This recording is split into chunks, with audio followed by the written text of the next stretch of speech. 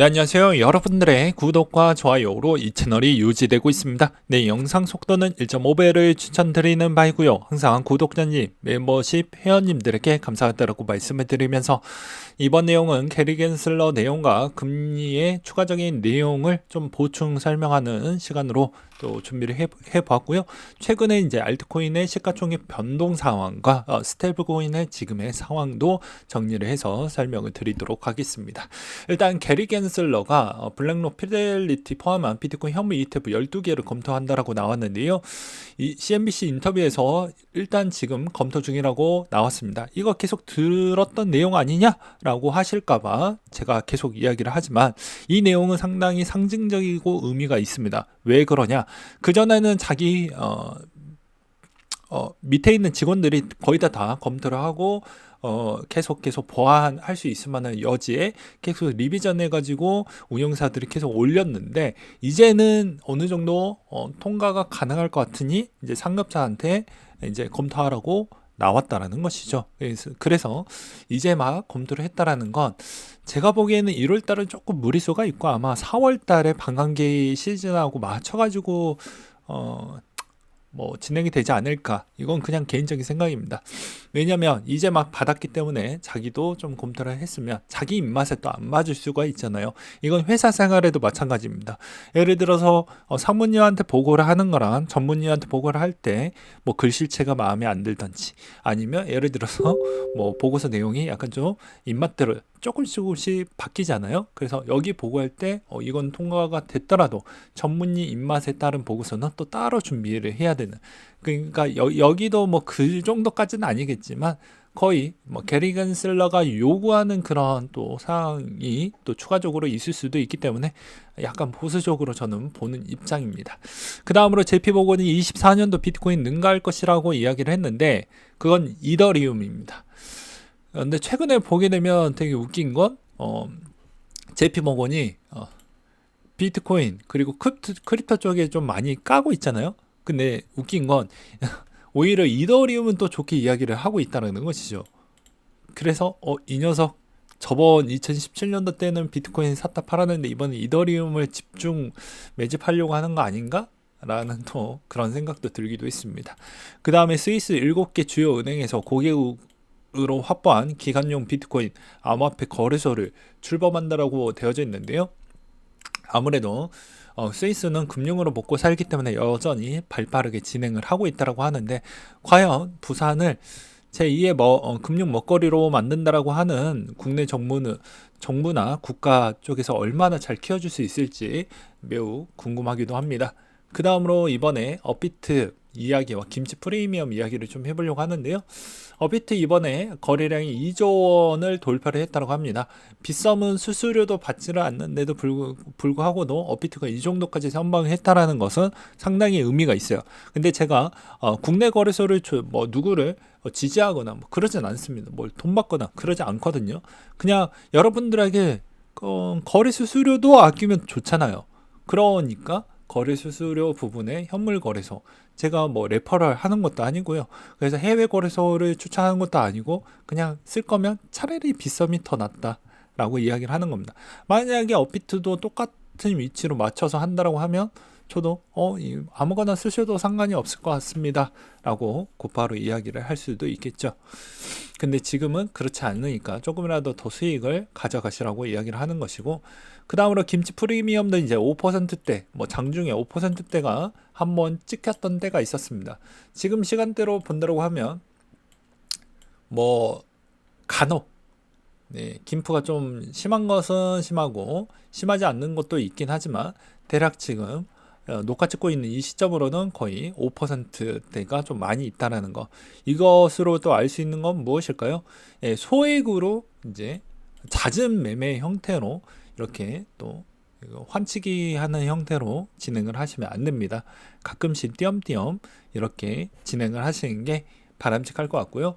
그 다음으로 구글 1월 29일부터 ETF 광고를 허용한다라는 이 이야기로 아무래도 이제 일반 사람들은 1월 달에 진짜로 통과될 가능성이 높지 않겠냐라고 생각을 하고 있겠지만 글쎄요, 1월 달에 광고가 나온다는 건 또 늦게 나오잖아요. 그러면 4월 달에 더 기대감이 더 높지 않을까라고도 생각을 해볼 수가 있지 않을까요?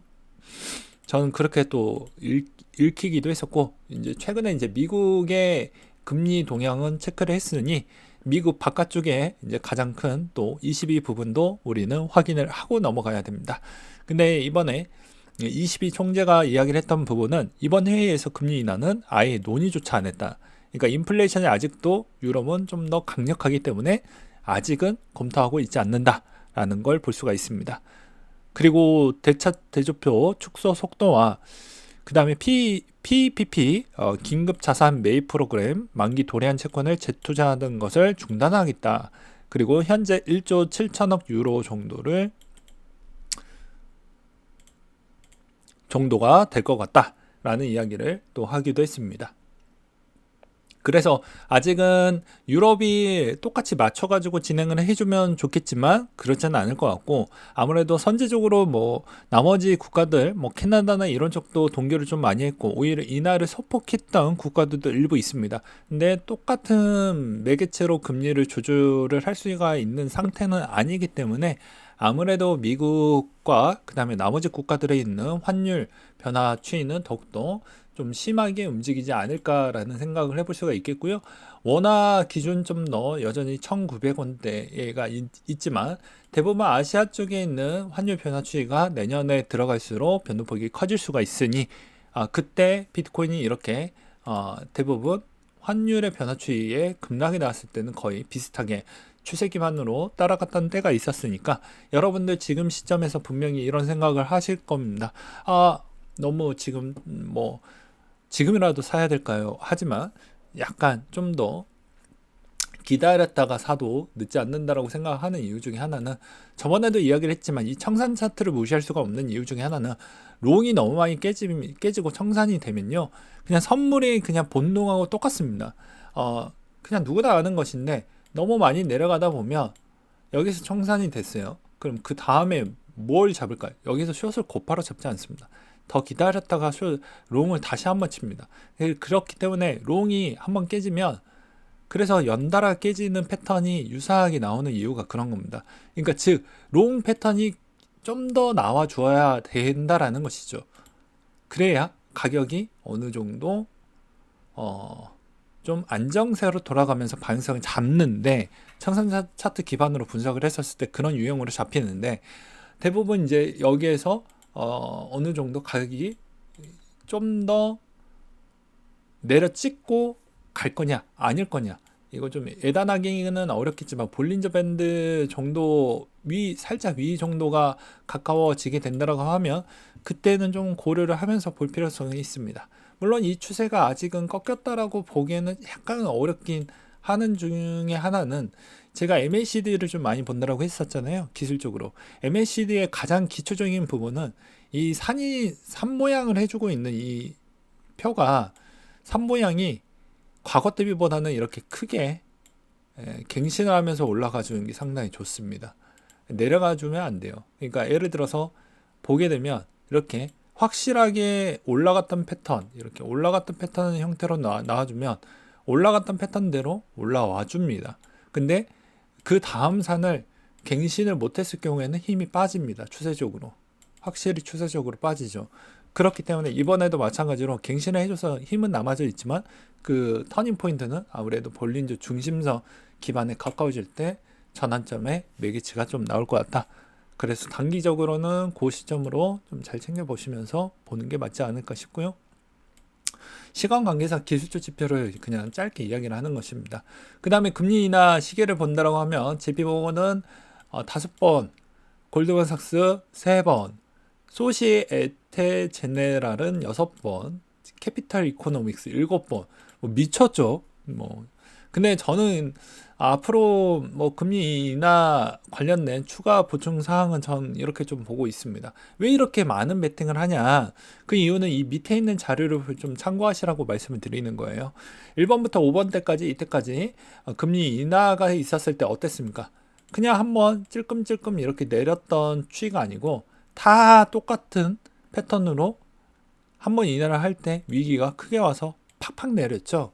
이때까지 이런 정상화 단계에서 금리 인하했던 시점은 제 기억에서는 2018에서 19년도 넘어갈 때 그때 조금 내리면서 갔던 거 빼놓고서는 별로 없었습니다.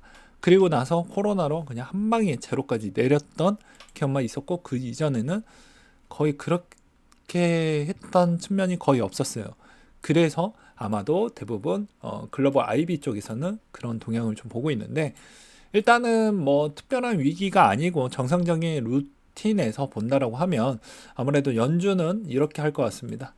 올리지는 않고 내리되 동결 내리고 동결 내리고 이렇게 하면서 약간 관점을 좀 보지 않을까. 그것도 제가 왜 상반기 정도 총 3번을 한다고 하면 상반기에 한 번, 하반기에 2번, 만약에 2번 한다고 하면 상반기에 한 번, 하반기에 한 번, 이런 형태로 한다라는 이유는 일단은 1분기 때는 확인을 하고 넘어갈 것이기 때문에 3월을 일단 지나고 나서 볼 것이고요.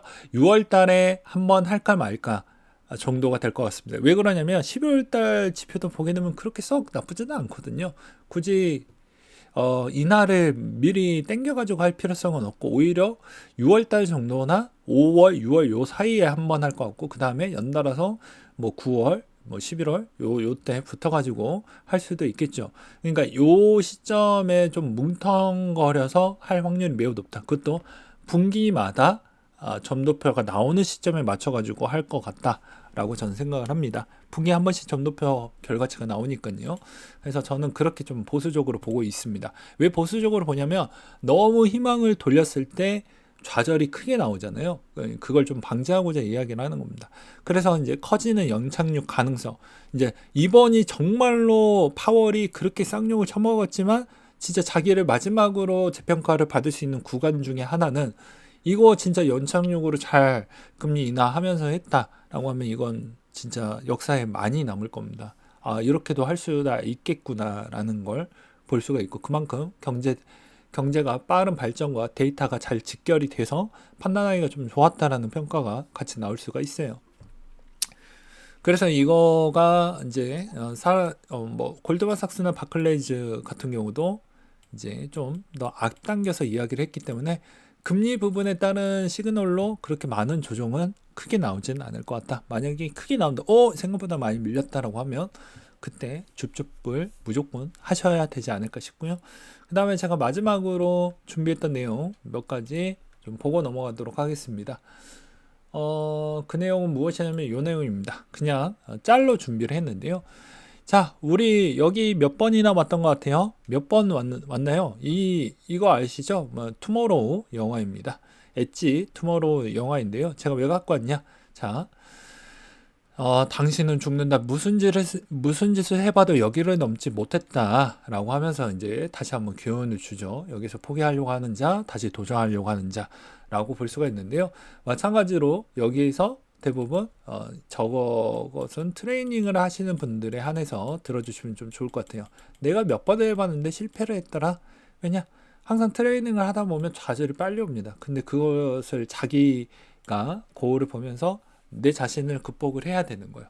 내 자신만의 전략을 누군가가 알려주지는 않습니다.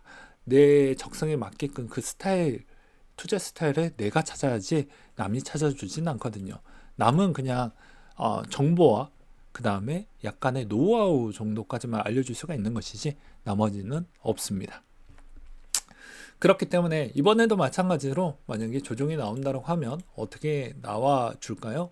즉 이 구간대에서의 시간이 생각보다 많이 잡힐 것이고 1월 달에 저는 통과를 안 하게 된다고 하면 그때 좀 많이 밀렸을 때 한번 적극적으로 우리는 관여를 해보자 라고 생각을 해봐야 되지 않을까라고 생각이 들고요. 조정은 생각보다 덜 나올 수가 있습니다. 금리 인하가 좀 빠르게만 나오지 않는다라고 하면 말이죠. 그러니까 무슨 말이냐면 빨리 하는 것도 별로 좋지 않는 거예요.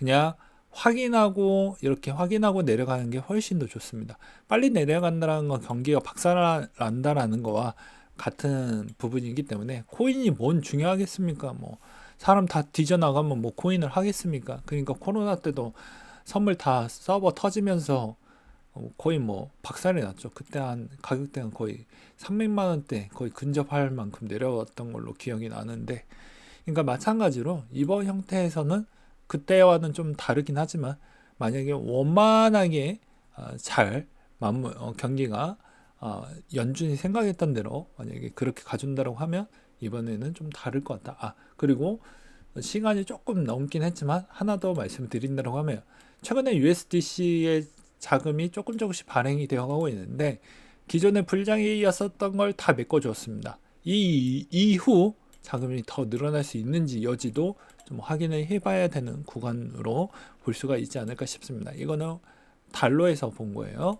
네, 오늘 내용 여기까지 준비를 했고요. 이상으로 마치도록 하겠습니다.